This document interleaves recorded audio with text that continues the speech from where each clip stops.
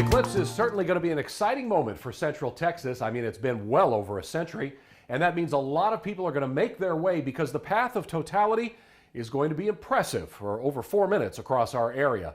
But with all these people coming, it really requires safety first. So today, we talked to a doctor to get to the bottom of what you need to do to be protected.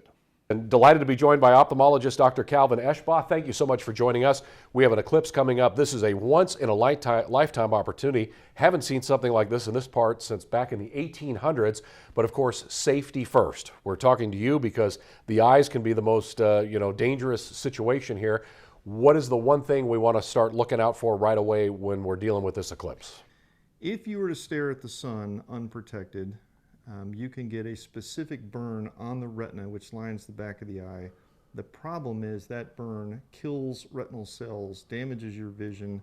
It's a permanent loss of vision. We have no way to fix that. So you don't want to look at the sun in an unsafe fashion. So you can buy eclipse glasses online, and I've got some here for an example, and some are labeled with this ISO 123-12, which in theory are safe. The problem is you don't know if you're going to get a real product or counterfeit product online. We've all ordered things from Amazon and other vendors and gotten great things online. We've all gotten some duds online. There's already some reports of counterfeit glasses showing up right now in 2024, and in the ophthalmic literature there are reports from previous eclipses of people getting solar retinopathies or solar maculopathies, burns on their eyes from the eclipse from counterfeit glasses. Just like every day we don't look at the sun, we know not to do that, but for some reason we think, oh, it's partially covered now, it's going to be safe to look at. That is a complete misnomer. That's correct. A partial covering of the sun, a partial eclipse, it's still the UV rays coming through will burn your retina, can cause permanent vision loss. Now, there is a time of totality, and Bell County will be in that totality. I'm sure everyone who's watching this has already seen that or read that.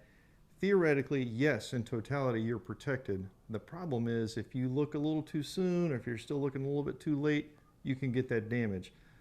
So as a board certified ophthalmologist and as a father, I have to tell you, don't look at the sun for any reason, no matter what you're wearing, because you don't know if what you have is safe or not. And we need to make sure that our children are not looking up, or we get excited when we put our glasses on and look up without having prepared them first as well either, right? If we're going to do this as a family, we need to make sure that we're safe and they're safe before we even start looking around. I would tell your kids, I wouldn't even give them the glasses because then they're tempted to look at it because they don't know if they have real glasses or not. Just don't do it. Okay. You go online and Google and search, you can find pinhole projectors and box projectors, lots of ways you can look at it without looking directly at the sun, and there'll be plenty of professionals taking lots of high quality photographs that will be all over the newspapers, your network, online the next day. Wait for that. And to be honest with you, that's probably going to be better images than we would see anyway through a really dark shield.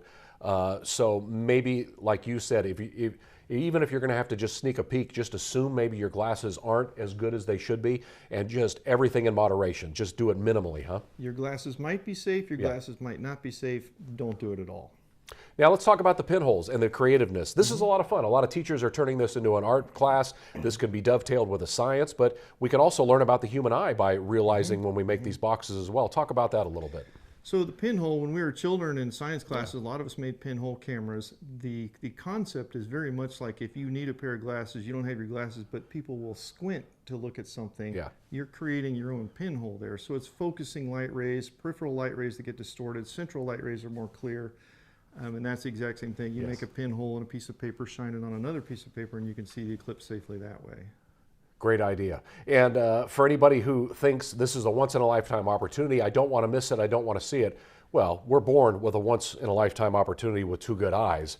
It's not worth the risk, That's is it? a great way to phrase it. I can't stress to you enough. If you burn your retinas from the sun, we have no way to fix that. It's a permanent vision loss. So coming to you as a doctor, what is the safest way to view the eclipse? On Channel 6 News, is that what you're saying, basically? Absolutely. The next day, whenever you show us on TV. So many people are coming to this area. Maybe they're being caught up in the event. I'm going to be in the studio. I'm not even that obsessed with going outside and wanting to look at it. I want to see what our cameras can produce or show us.